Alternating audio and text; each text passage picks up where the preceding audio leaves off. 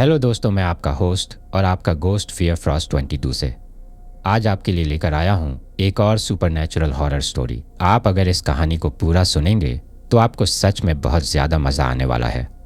साथ ही अगर आप पहली बार हमारे इस चैनल पर आए हैं तो चैनल को अभी सब्सक्राइब कर लीजिए। ऐसा करने से हमारी और आपकी नज़दीकियाँ बढ़ जाएगी और आगे आने वाली वीडियो आप तक आसानी से पहुँच जाएगी। तो ज़्यादा समय ना लेते हुए जल्दी से अपनी कहानी को शुरू करते हैं। दोस्तों, आज की हमारी कहानी कानपुर के रहने वाले एक दादाजी की है जो अब हमारे साथ नहीं है, लेकिन ये कहानी उन्होंने हमें बहुत पहले सुनाई थी जब वो जिंदा थे। तो चलिए दोस्तों, इस कहानी को हम उन्हीं के नज़रिए से सुनते हैं। दोस्तों, मेरा नाम उमेश है, लेकिन जिस वक्त आप ये कहानी सुन रही हैं उस वक्त मैं इस दुनिया में नहीं हूँ, यानी कि मैं मर चुका। लेकिन ये कहानी उस वक्त की है जब मैं इस दुनिया में मौजूद था, और जब यह घटना मेरे साथ हुई थी उस वक्त मैं काफ़ी जवान भी हुआ करता था। मेरे हिसाब से वो समय यही कोई 1980 के दशक का रहा होगा। उस वक्त मैं काफ़ी जवान था तो मुझ में सेना में भर्ती होने का जुनून था, लेकिन उस वक्त हमारे गांव में बहुत ही कम बच्चों को आगे तक पढ़ाया जाता था। मतलब उस वक्त बच्चों को सिर्फ 5वीं या 8वीं क्लास तक ही पढ़ाया जाता था। इसके बाद या तो बच्चा खुद पढ़ाई छोड़ देता था या फिर ज़बरदस्ती घर वाले उसकी पढ़ाई छुड़वा देते थे और उसे काम करने के लिए काम पर भेज देते थे, जिसकी वजह से गांव के चंद बच्चे ही आगे की पढ़ाई पूरी कर पाते थे, और मैं भी उन्हीं चंद बच्चों में से एक था। जब मैंने 10वीं क्लास पास कर ली थी तभी से मैंने सेना में भर्ती होने का मन बना लिया था, और उसके लिए मेरे स्तर पर तैयारी भी मैंने शुरू कर दी थी। पढ़ाई करने के साथ साथ हम लोग सुबह सुबह शारीरिक वर्जिश और दौड़ करने के लिए भी जाते थे।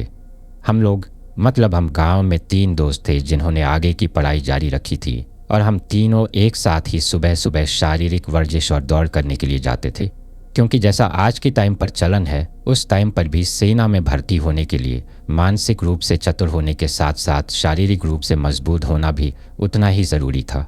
इसीलिए हम तीनों दोस्त अपने आप को शारीरिक रूप से मजबूत बनाने के लिए रोज़ाना सुबह 5 किलोमीटर की दौड़ लगा कर आते थे।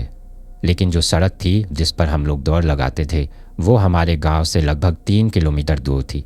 इसीलिए हमें 3 किलोमीटर पैदल चलकर ही रोज़ाना सुबह सड़क तक पहुंचना होता था, और उसके बाद हम लोग सड़क पर दौड़ लगाते थे। लेकिन हमारे गांव से उस सड़क तक जाने का जो 3 किलोमीटर का रास्ता था वो काफ़ी ज़्यादा खराब था, क्योंकि उस रास्ते पर कई तरह की झाड़ियाँ, कई तरह के घास फूस और अनेकों प्रकार के नुकीले पेड़ हुआ करते थे, जिनकी वजह से हमें रात के अंधेरे में काफ़ी धीरे धीरे और ध्यान से उनको देखकर जाना पड़ता था, जिसकी वजह से सड़क तक पहुंचने में हमें बहुत ज़्यादा टाइम लगता था। और इसी वजह से हम लोग घर से काफ़ी जल्दी ही निकलते थे, यानी कि हम लोग अगर 4 बजे उस सड़क पर पहुंचकर दौड़ना शुरू करते थे तो इसके लिए हमें रात की 3 बजे ही घर से निकलना पड़ता था।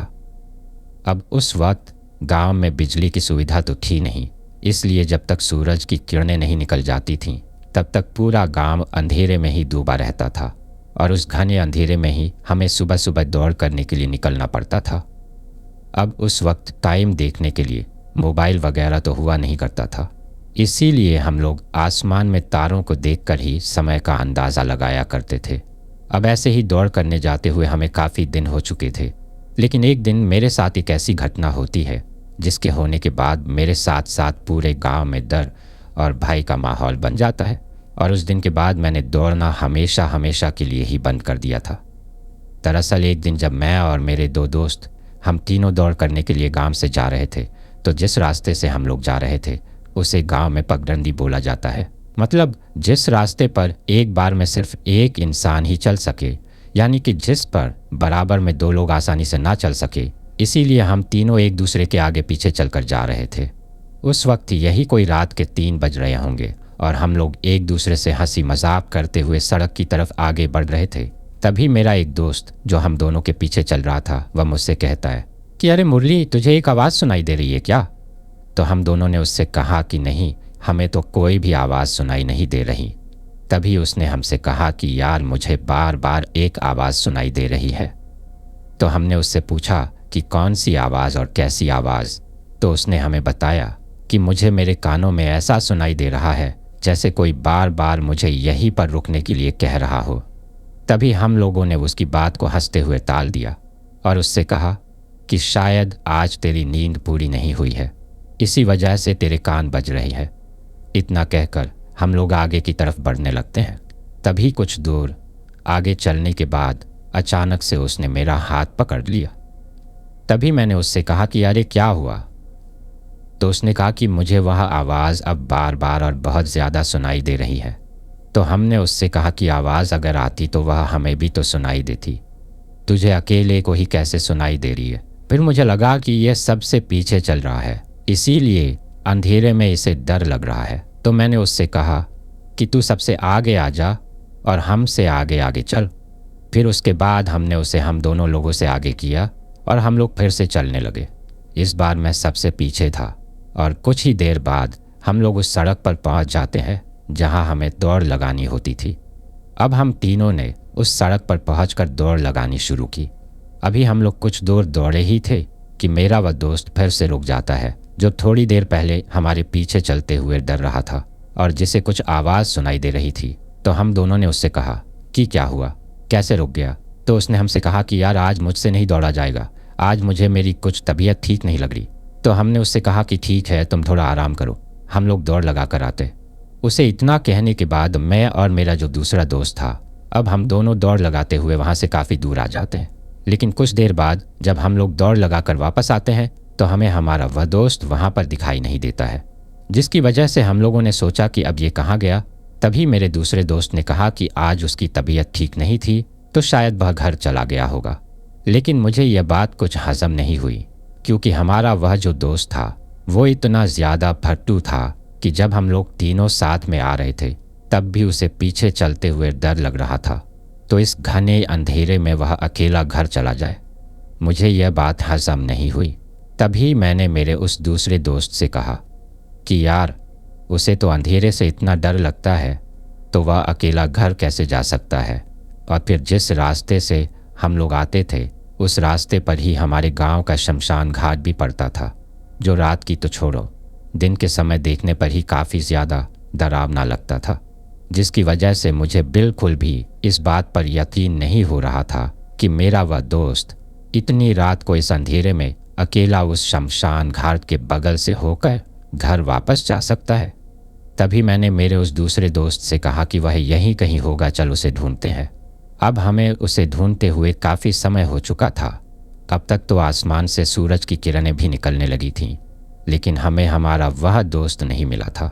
फिर हमने सोचा कि हो सकता है वो घर ही चला गया हो, इसलिए एक बार उसके घर चल कर देखना चाहिए। इसके बाद हम लोग उसी रास्ते से होते हुए गांव की तरफ जाने लगे।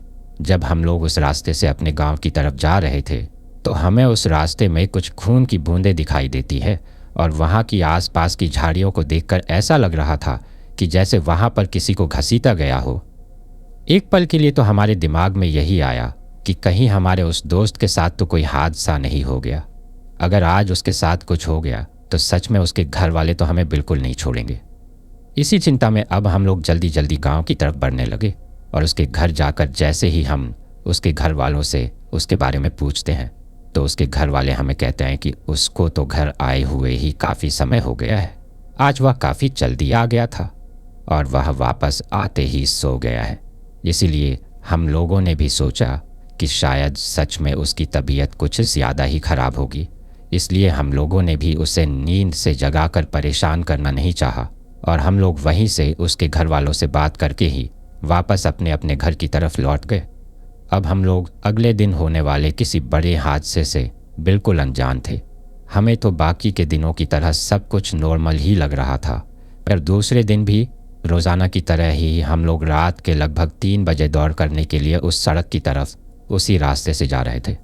तभी हमने हमारे उस दोस्त से उसकी तबीयत के बारे में पूछा कि आज उसकी तबीयत कैसी है, लेकिन आज वह कुछ ज़्यादा बोल नहीं रहा था और उसने हमसे सिर्फ इतना ही कहा कि ठीक है। आज मुझे वह काफ़ी ज़्यादा बदला बदला नज़र आ रहा था, क्योंकि बाकी के दिनों पूरे रास्ते वह कुछ न कुछ बोलता ही जाता था, लेकिन आज वह चुपचाप हम दोनों के पीछे बस चलते जा रहा था। अभी हम दोनों भी बड़े आराम से हमारी बातों में उलझे हुए आगे की तरफ बढ़ रहे थे, लेकिन तभी मुझे ऐसा एहसास होता है कि शायद मेरा वह दोस्त हमारे पीछे नहीं चल रहा है। और जैसे ही मुझे ये एहसास होता है तो मैं अचानक पीछे की तरफ मुड़कर देखता हूँ और मेरा यह एहसास यकीन में बदल जाता है, क्योंकि सच में हमारे पीछे हमारा वह दोस्त नहीं था। इसके बाद मैंने मेरे आगे चल रहे दूसरे दोस्त को भी रुकने के लिए कहा और अब हम दोनों बड़े ही अचंभे में पड़ गए थे कि आखिर हमारा वह दोस्त गया तो गया कहाँ। अब हम लोग उसे आवाज़ लगाने लगे। तभी एकाएक मेरी नज़र जिस जगह पर हम लोग खड़े थे उसके चारों तरफ जाती है और उस जगह को देखकर मुझे थोड़ा डर का आभास होता है, क्योंकि उस वक्त जिस जगह पर हम लोग खड़े थे वो वही हमारे गांव का शमशान घाट था, जिसके बगल से होकर हम लोग रोज़ाना दौड़ करने के लिए जाते थे। अब ऐसी जगह पर अचानक हमारे दोस्त का गायब होना हमें अचंभे के साथ साथ डर का आभास भी करवा रहा था। अभी हम लोग डर के मारे दबी दबी आवाज़ में उसे पुकार रहे थे, लेकिन हमें वह कहीं भी नज़र नहीं आ रहा था। इसके बाद हम लोग बिल्कुल शांत खड़े होकर डर के मारे चारों तरफ देख रहे थे और उस चारों तरफ के माहौल को देखकर ही हमारे दिल की धड़कन बढ़ गई थी, क्योंकि वह सुनसान रात, वो चारों तरफ का घना अंधेरा और सामने की तरफ वह खंडर में तब्दील हुआ शमशान घाट, जिसके दोनों तरफ पीपल और बरगद का पेड़ उसे और भी ज़्यादा डरावना बना रहे थे। और इस माहौल को देखकर हमें जिस डर का एहसास हो रहा था उसका आप अंदाज़ा भी नहीं लगा सकते। अभी ये सब चल ही रहा था कि तभी मेरे बगल में खड़ा मेरा दोस्त मुझसे बिना कुछ बोले ही मेरा हाथ पकड़कर मुझे कुछ इशारा करता है और उसने जिस तरफ इशारा किया था उस तरफ देखने के बाद एक पल के लिए तो मैं बहुत ज़्यादा चौंक गया, क्योंकि उसने उस शमशान घाट के बरगद के पेड़ की तरफ इशारा किया था। और जब मैंने उस बरगद के पेड़ की तरफ देखा तो उस तरफ देखने के बाद मुझे समझ नहीं आया कि ऐसा कैसे हो सकता है, क्योंकि उस बरगद के पेड़ पर हमारा वही तीसरा दोस्त बैठा हुआ था जो हमारे पीछे चलते चलते अचानक गायब हो गया था। लेकिन उसे देखकर मुझे यह समझ में नहीं आ रहा था कि जो दोस्त कभी अपनी ज़िंदगी में पेड़ पर नहीं चढ़ सका वह आज आखिर इस बरगद के पेड़ पर कैसे चढ़ गया, और वो भी इस सुनसान और घनी अंधेरी रात में, क्योंकि हम तीनों दोस्तों में सबसे ज़्यादा डरपोक वही था। इसलिए यह हमें बहुत अचंभित करने वाली बात थी। लेकिन इन सब बातों को नज़रअंदाज करके मैंने उसे आवाज़ लगाई कि अरे तुम वहाँ क्या कर रहे हो। अभी मैंने उसे इतना बोला ही था कि तभी वह धड़ाम से उस बरगद के पेड़ की टहनी से ज़मीन पर कूद पड़ता है और अचानक सर पर दौड़ता हुआ हमारे सामने आकर खड़ा हो जाता है और मुंह से कुछ भी नहीं बोलता है, बस एक तक हमें देखे ही जा रहा था। अभी हम लोगों ने इसकी बिल्कुल भी कल्पना नहीं की थी कि आगे हमारे साथ क्या हो सकता है। अभी हम लोग उसे कुछ पूछ ही रहे थे कि तभी अचानक उसने मेरा जो दूसरा दोस्त था उसका गला पकड़ लिया और ज़ोर से उसका गला दबाने लगा। और गला दबाते वक्त उसके मुंह से एक अजीब सी भारी आवाज़ निकल रही थी। ये देखने के बाद मुझे एक पल के लिए तो समझ में ही नहीं आया कि यह हो क्या रहा है। जो दोस्त एक दूसरे के लिए जान छिड़कते हैं वही दोस्त आज दूसरे दोस्त का गला पकड़ रहा है। लेकिन मुझे वहाँ पर जो कुछ भी हुआ था उसका बिल्कुल भी अंदाज़ा नहीं था। तभी मैं उसे कहता हूँ कि अरे तू ये क्या कर रहा है, हम तीनों दोस्त हैं। और इतना कहकर मैं उससे उसका गला छुड़ाने की कोशिश करता हूँ। तभी अचानक उसने दूसरे हाथ से मेरा गला भी पकड़ लिया। ये देखने के बाद तो मैं बहुत ही ज़्यादा डर गया था कि आखिर एक ऐसा इंसान जिससे ठीक तरीके से दौड़ा भी न जाता हो, आज उसके अंदर इतनी ताकत कहाँ से आ गई कि वह हम दोनों के ऊपर भारी पड़ रहा है और उसने हम दोनों की गर्दन पकड़ रखी है। अभी हम दोनों अपने शरीर का पूरा जोर लगाकर उसके दोनों हाथों से हम दोनों का गला छुड़ाने की कोशिश कर ही रहे थे कि तभी पता नहीं अचानक उसके अंदर इतनी ताकत कहाँ से आई कि उसने हम दोनों को अपने हाथों के बल पर हमारी गर्दन को पकड़े हुए ही ज़मीन से ऊपर हवा में उठा लिया। अभी हम लोग हवा में ऐसे लटके हुए थे जैसे कोई फांसी के फंदे के बल लटका हुआ हो।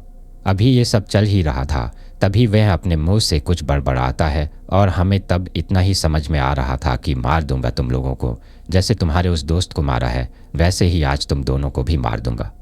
अब यह सुनकर तो मेरी हालत ही खराब हो गई थी कि अगर हमारा दोस्त मर चुका है तो फिर जिसने हमारा गला पकड़ रखा है ये कौन है।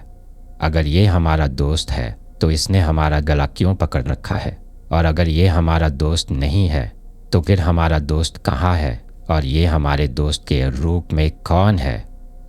अभी मैं ये सब सोच ही रहा था कि तभी उसका रूप अचानक से बदलने लगा अब उसके शरीर की लंबाई किसी राक्षस की तरह बहुत विशाल और ऊंची हो चुकी थी।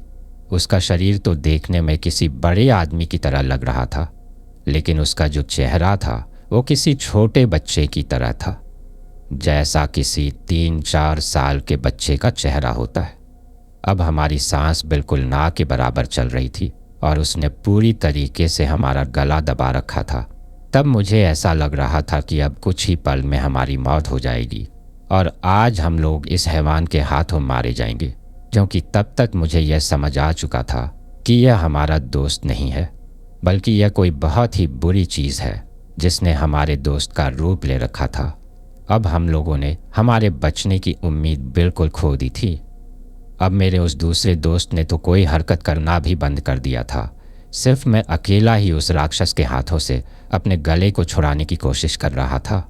मेरे उस दूसरे दोस्त की तरफ देखकर तो मुझे यकीन हो गया था कि शायद उसकी तो सांसें टूट चुकी है और वह मर चुका है।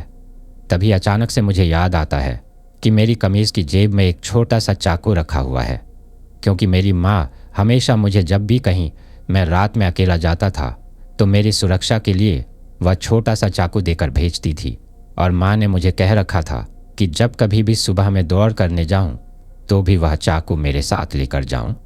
इतना याद आते ही मैंने एक हाथ से अपनी कमीज़ की जेब से वह चाकू निकाला और उस चाकू से उस हैवान के हाथ पर वार किया, जिस हाथ से उसने मेरा गला पकड़ रखा था।